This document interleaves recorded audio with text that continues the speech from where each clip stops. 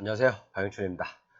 오늘은 좀 물건이 하나 있네요. 화성에 재밌는 물건이에요. 옛날에 용인에 있는 물건하고 비슷한 물건인데, 그래서 한번 재밌을 것 같아서 한번 제가 설명을 한번 해드려 볼게요. 여러분들 한번 같이 한번 고민해보면, 여러분들 실력 향상에 굉장히 많이 도움이 될 거예요. 그러니까 한번 저랑 같이 한번 이 물건에 대해서 고민해보고, 돈이 될 것인지, 안 될 것인지, 또 위험 요소는 뭔지, 만약 낙찰을 받았을 때 어떤 식으로 해결할 것인지, 이런 걸 한번 종합적으로 또 다각적으로 한번 검토를 해볼게요. 물론 제가 지식이 딸려가지고 어디까지 맞는지 어디까지 틀린지는 저도 모르겠어요. 일단은 알고 있는 내용 그대로 한번 여러분께 말씀드려볼게요. 자, 화성시에 있는 물건이고요. 물건은 사건번호 메모하세요. 2021 70679예요. 그리고 남양읍에 있어요. 남양읍 뭐야 이거 황초리? 남양 황초리에 있는 거고, 지목은 임야예요. 지목은 임야인데, 그리고 건물은 매각 제외에 있어요. 그리고 평수는 918평. 자, 정리를 해볼게요. 평수는 918평이죠. 918평. 그리고 지목은 임야야. 지목은 임야. 그 다음에 건물이 있대요, 이외에. 건물은 매각 제외. 자, 그러면 우리가 이제 짚어봐야 될 것들이, 건물은 매각 제외니까 법정지상권이 성립하는지 안 하는지 요걸 봐야 되겠죠. 그죠? 그리고 여기 임야인데 918평, 그러니까 920평 정도, 900평 잡죠. 근데 이게 18억으로 지금 감정이 됐어요. 918평이 18억으로 감정됐다는 것은 거의 대지 수준, 그죠? 지목이 대로 거의 평가했다는 얘기거든요. 그죠? 지목은 임야인데 가격은 거의 대 수준으로 평가를 한 거예요. 대지로. 자, 그러면 여기서 이제 문제점들을 하나씩 하나씩 짚어볼게요. 자, 이제 이게 어떤 토탈적인 개요는 아시겠죠? 자, 만약에, 자, 일단은 쭉 내려볼게요. 위치 한번 계양도를 한번 볼게요. 계양도를 보면 요건가 봐요. 요거. 이렇게 됐는데, 자, 요렇게. 요 토지인데, 요렇게요. 그리고 이제 위에 건축물이 좀 이렇게 몇 개 있죠. 건축물들이. 그리고 이제 요것은 아마 지하 주차장일 거예요. 여기 내용들이 나오지만, 요런 건물들이 지금 서 있어요. 이런 건물들이. 이런 건물들이 서 있다는 것은 이 건물은 매각 제외잖아요. 매각 제외. 그러면 이게 매각 제외면 나는 토지만 낙찰을 받아야 되잖아요. 토지만. 이게 이제 토지가 있고 건물이 이렇게 나 있어요. 이게 뭐 타운하우스처럼 이렇게 만들었나 봐요. 건물이 있는데 이 건물은 내 거 아니야. 낙찰 받아. 토지를 낙찰 받아도. 자, 그러면 법정지상권이 성립하면 우리가 그냥 간단하게 일단 생각해 볼게요. 법정지상권이 성립하면 나는 지조 청구할 수 있고, 법정지상권이 성립하지 않으면 철거 청구할 수 있다. 자, 그러면 법정지상권 성립 여부를 한번 다퉈볼게요. 법정지상권 성립 여부를 다퉈보려면 감정평가서를 보면 나와 있어요. 감정평가서를 보면, 자, 확대해 볼게요. 감정평가서에 뭐 이제 쭉 제가 한번 내려봤어요. 나왔냐면, 자, 본건 기호일은 아래와 같이 건축 허가를 득하여 착공하고 건축 중인 토지로 이를 고려하여 평가하였으므로, 이게 뭔 말이죠, 이게? 뭐 이렇게 어렵게 말을 만들어. 그죠? 쉽게 쓰면 되지. 그냥 한마디로 얘기해서 지목이를 대지로 평가했다는 얘기예요, 대지로. 대지로 평가했다는 얘기예요. 지목은 현재 임야인데, 대지로 평가했다는 얘기거든요. 왜 현재도 임야일까? 아직 준공검사가 나지 않았다는 얘기죠. 준공검사가 건물, 토지 위에 있는 건축물들이 준공검사가 나지 않았기 때문에, 그죠? 건축물 대장도 없고, 지목 변경도 안 됐다는 얘기잖아요. 등기부도 없고, 그죠? 자, 그래서, 자, 볼게요, 한번. 건축 신고를 갖다 2020년에 했어요. 여기 보면 착공 예정일이 2020년 12월 1일로 돼 있네요. 그죠? 착공 부분은 착공을 돼 있고, 그 다음에 착공 신고일은 2020년 10월 28일. 그러면 이 이전에는 건물이 없었다는 얘기죠. 그러면 이 이전에 저당권이 있었다면, 그죠? 법정지상권이 그거잖아요. 저당권 설정 당시에 토지 위에 건물이 있어야 되고 토지와 건물이 동일인이어야 된다. 자, 그러면 법정지상권 저당권 설정 당시 저당권이 언제인지 한번 볼게요. 자, 저당권 설정일이 언제라면, 자, 볼게요. 여기 있네. 근저당. 몇 년이죠? 2019년이죠. 그러면 착공이 아까 몇 년이었어요? 2020년이었죠.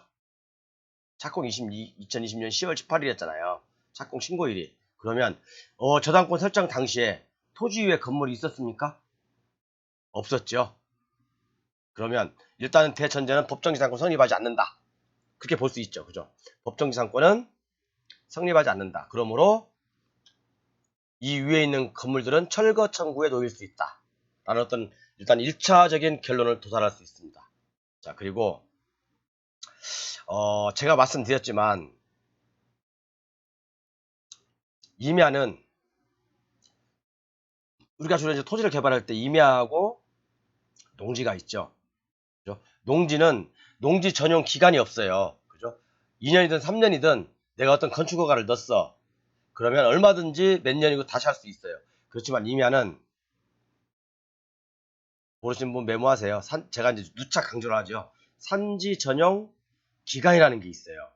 예를 들어서 1000제곱미터 이하 같은 경우는 3년 이내에 내가 만약에 집을 짓고자 했다. 그럼 집을 완성해야 된다. 라는 어떤 그런 그 산지 전용 기간이 있습니다. 모르시는 분은 제 전전 강의 보세요. 산지 전용 기간 안에 이 목적 사업을 완성을 해야 돼요. 안 그러면 원래 산지로 원상복구를 하고, 그러니까 원상복구라는 거예요. 기존에 있던 건물 때려 부숴버리고 다시 처음부터 허가를 득해야 한다는 얘기예요. 그런 어려움이 있을 수 있죠. 물론 여기서 원상복구라는 것은 원래 그 상태로 원상복구하는 건 아니에요. 그냥 뭐 나무 몇 그루 심고 그래서 원상복구 신고하면 되는 거고, 그렇기 때문에 산지 전용을 다시 받아서 건축허가를 내야 한다는 거죠. 그렇지만 이 산지 전용도요, 한번 허가가 취소되면 지자체마다 약간 차이가 있어요. 산지 전용이 취소되면 뭐 1년 이내 또는 3년 이내 다시 허가해주지 마라라는 지자체도 있고요. 지자체마다 약간 다릅니다. 그러니까 지자체에 전화를 해보시면 문의를 해보셔야 돼요. 자, 그래서 아까 첫 번째는 뭐였죠? 일단 법정지상권은 성립하지 않는다. 두 번째, 지목이 임야인데 요것을 대지로 평가했다. 감정평가를. 그죠? 그럼 상당히 높게 됐다는 얘기잖아요. 엄청나게 높게 됐다는 얘기잖아요. 자, 그리고 세 번째 문제는 산지 전용 기간. 산지 전용 기간이 도가 됐는지 어쨌는지. 자, 우리가 보통 공장을 개발해. 임야에다가 공장을 개발하면 산업 집적 활성화 및 공장 설립에 관한 법률에 따라서 3년 플러스 알파가 돼요. 그렇죠? 그리고 이제 또 임야에다가 우리가 주택을 짓고자 하면 이 건축법에서 허용하는 연도가 있죠. 연수가 뭐 2년 플러스 1년. 최대 대갑할 때는 아마 10,000제곱미터 이하는 3년을 초과시키지 못할 거예요. 3년을 초과하지 못할 거예요. 그러면 산지 전용 허가가 취소된다. 만약에 건축 허가를 예를 들어서 지어볼까?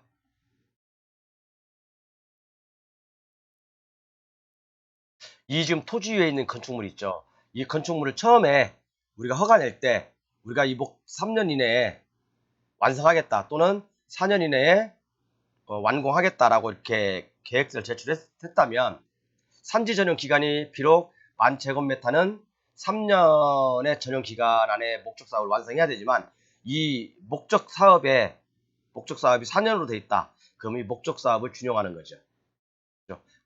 산지 전용 기간이 3년이지만 목적 사업에 따라서 이 산지 전용 허가 기간도 달라질 수 있어요.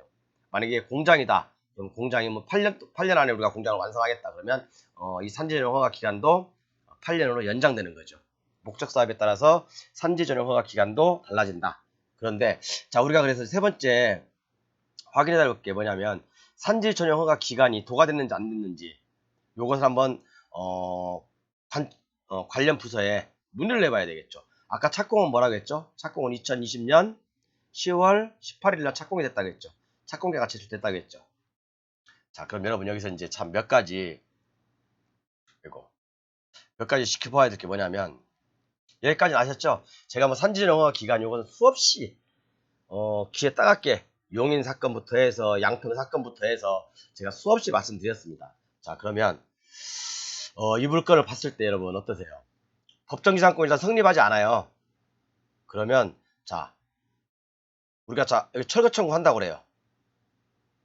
철거 청구. 우리는 양날의 칼을 갖고 있죠. 철거 청구도 할 수 있고 지료 청구도 할 수 있고 또는 법정상고 성립하지 않으니까 철거 청구 안 당하고 싶고 지료 청구 안 당하고 싶고 또는 그러면 이 지금 짓고 있는 건물을 싸게 매입할 수도 있죠. 그쵸? 싸게 매입할 수도 있잖아요. 안 그러면 내가 이 건축주하고 얘기해서 내가 뭐 당신이 지금까지 들어간 돈이 얼마니까 뭐 완공해주면 내가 얼마의 돈을 더 주겠다 이렇게 약속을 할 수도 있고. 그러니까 우리는 일단 법정상 성립 안 하니까 칼자를 우리가 쥐고 있는 거예요. 그런데 문제점이 또 하나 생길 수가 있죠. 문제점이 그게 뭐죠? 일단 감정가 나중에 얘기하고 산지 전용 허가 기간이 몇 년 남았는지 아직 그걸 모르잖아요. 그럼 이것은 관련 청에 문의하시면 답을 줄 겁니다. 착공이 2020년 10월 18일이 됐으니까 보통 3년일 거란 말입니다. 주택은 20년, 21년, 22년, 23년 그러면 앞으로 한 1년 6개월 정도가 남아있는 거잖아요. 그 안에 이 목적 사업을 요 건물을 완성하면 되는 거잖아요. 준공을 떨어뜨리면. 그렇죠. 준공을 떨어뜨리면 되잖아요. 근데 만약에 이게 협의가 안 돼서 안 될 수도 있단 말이에요. 안 될 수도. 안 될 수도 있다고요. 완공을 못 할 수가 있다고요. 그러면 우리는 원상복구, 건물을 때리 붓고 원상복구를 해야 되잖아요. 원상복구는 토지주가 하는 거예요. 토지주가 원상복구 해놓고 구상권을 이 건축주한테 하는 거죠. 행사하는 거죠. 그런데 이 망한 건축주가 돈이 있겠습니까? 내가 구상권을 행사한다 하더라도 없겠죠. 결국에 손해는 저한테 올 수밖에 없죠. 그죠? 협의가 만약에 잘 안 된다고 했을 때는 이해 가셨나요? 그래서 자 여기 한 번 더 나가 볼게요. 협의가 안 돼서 원상복귀 명령이 떨어졌어. 산지조정 허가가 취소됐어. 그럼 당연히 건축 허가도 취소되는 거죠. 건축 허가도 취소돼서 다시 처음부터 시작해야 되는 거잖아요. 그죠? 여기서 우리가 이제 생각해야 될 건 만약에 이제 취약으로 봤을 때 협의가 안 돼서 건축물을 때려 부숴야 된다. 그러면 건축물을 때려 붓는 비용, 원상복구 비용, 또 처음부터 다시 허가를 내야 되는 비용. 그렇죠? 돈이 엄청나게 많이 깨지겠죠. 그렇죠? 자, 그래서 우리가 입찰 들어갈 때는 정말 합리적인 가격을 유추하고 또는 여기에 있는 기존에 있던 사람들하고 협의를 해서 계약서를 쓰고 낙찰을 받는 조건으로 들어가든지 그런 여러 가지 이제 조건을 타진해서 입찰을 결정하셔야 돼요. 자, 그래서 만약에 이렇게 된다고 했을 때 지금 감정평가는 임야인데 대지로 평가되어 있잖아요. 감정평가는 대로 평가되어 있잖아요. 자, 그러면 현재 이 주위의 임야는 굉장히 싸요. 대는 한 200만 원 가거든요. 근데 임야는 굉장히 싸다는 얘기죠. 그러면 감정가가 너무 높다. 일단 최악을 가정했을 때는 감정가가 너무 높다라는 결론에 도달할 수가 있겠죠. 그렇죠. 맞죠? 자, 그러면 여러분 너무 좀 비밀 노하우들을 많이 알려드리나? 근데 뭐 어차피 제 강의를 쭉 들으신 분들은 다 아실 거니까. 자, 그래서 요런 문제점들이 일단은 노출되죠. 일단 법정이사고 성립 안 됩니다. 법정이사 성립 안 되니까 칼자루는 우리가 쥐고 있는데 자, 여러 아가 제가 방향을 모색해 드렸죠. 그런데 뭐 잘 되라는 법은 없잖아. 일이라는 게 또 안 될 수도 있잖아요. 최악의 경우로 가정했을 때 뭐 철거까지 간다고 했을 때 또 임야로 원상복귀 한다고 가정했을 때 그랬을 때 어떤 이 감정가에 대한 어떤 코멘트도 필요한 거고, 그죠? 감정가가 높게 평가됐다. 지금 이제 대로 평가됐으니까 그것도 감안하셔야 되고, 그죠? 그래서 이제 그렇게 참고하시면 될 거예요. 자, 그래서 한번 물건을 쭉 내려볼게요. 여기 이제 물건을 대충 읽어보면, 단독주택 기초부에서, 매각 포함을 하고 돼 있죠? 뭐, 이거 뭐, 기억, 뭐, 몇 가지가 있는데, 요것은 아마 저길 거예요. 이 토지가 있으면 석축, 그죠? 옹벽이라고 하죠, 옹벽. 옹벽은 토지의 부합물이에요. 이걸 떼서 분리할 수가 없거든요. 토지하고. 그렇기 때문에 토지의 부합물로 평가하는 거예요. 그죠? 그 다음에 건축적인 단독주택이 있고요. 이것은 매각 제외로 되어 있죠. 아까 설명드린 대로 그렇게 되어 있고, 그 다음에 지하주차장. 이것은 매각 포함. 이것도 역시 따로 떼어서 우리가 뭐 따로 쓸 용도가 없기 때문에 토지의 부합물로 보는 거예요. 지하주차장, 그 다음에 아까 말씀드린 어떤 그 석축, 옹벽이죠, 옹벽. 옹벽도 같이 부합물로 보는 거기 때문에 요것은 내 거예요. 그렇지만 위에 건축물은 매각 제외죠. 우리는 건축물만 해결하면 되는 거예요. 건축물만. 자, 그러면 다 나가야 되나? 일단 한번 나가볼게요, 일단은요. 자, 그래서 여기 보시면 뭐 남측, 동측으로 포장도로와 접함 돼 있어요. 포장도로와 접함. 그리고 이제 한번 내용을 쭉 보면 물건 한번 볼게요. 그러니까 이런 거예요. 지금 여기 위에 건물이 있죠. 건물이 지금 짓고 있어요. 이렇게 건물들을 짓고 있어요. 토지 위에 지금 건물들을 짓고 있으니까 그런 것도 참고해 보시고, 이건 지하주차장은 포함이에요. 지하주차장 이 위에 있는 건물만 매각 포함이 매각 제외입니다. 자, 그러면 그렇죠. 이렇게 이제 이 토지인데 토지 이용 계획을 한번 보겠습니다.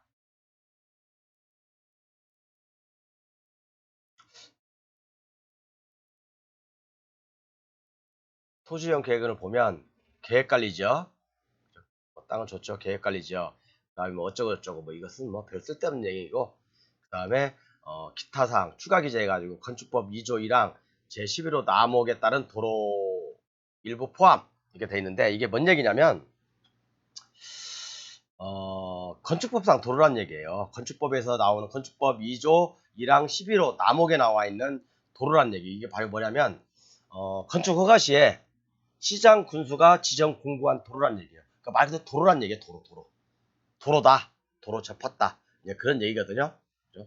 건축법 제2조 1항 11호 남목에 있는 도로라는 것은 건축 허가 시에 시장 군수가 지정 공고한 도로다 라는 얘기입니다. 그죠? 그래서 이렇게 된 거고, 특별히 뭐 이제 요 물건을 관심 있으신 분들은 한번 더 연구를 해보십시오. 재밌어요. 근데 저는 사실은 그래요. 지금 가격으로 낙찰 받는 것은 위험부담이 크죠. 지금 가격으로 낙찰 받는 것은 위험부담이 크죠. 왜? 이 가격은 아까도 말씀드렸지만 지목을 대로 평가한 거니까. 지목을 대로 평가한 거니까 지금 위험부담이 클 수도 있고요. 다음에 좀 한 가지 더 코멘트 해야 될 게 뭐냐면,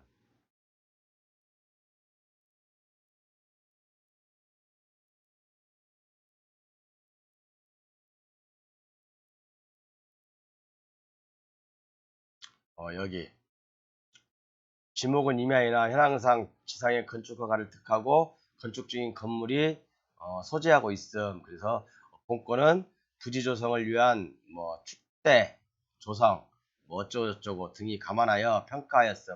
이게 바로 지목을 대로 평가했다는 얘기입니다. 지목을 대로 평가했다는 얘기. 감정가가 높을까요? 낮을까요? 좀 높겠죠? 그죠?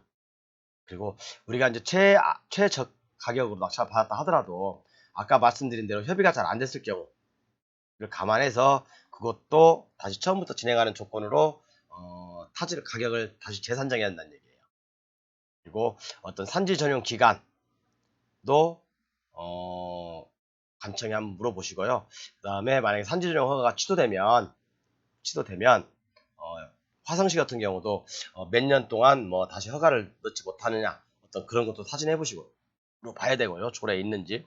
조례는 화성시 같은 경우는 없는 걸로 알고 있어요. 저는 아직 확인을 잘 안 해봤지만 화성시 같은 경우는 없는 걸로 알고 있거든요. 근데 다른 시군 같은 경우는 있는 경우도 있어요.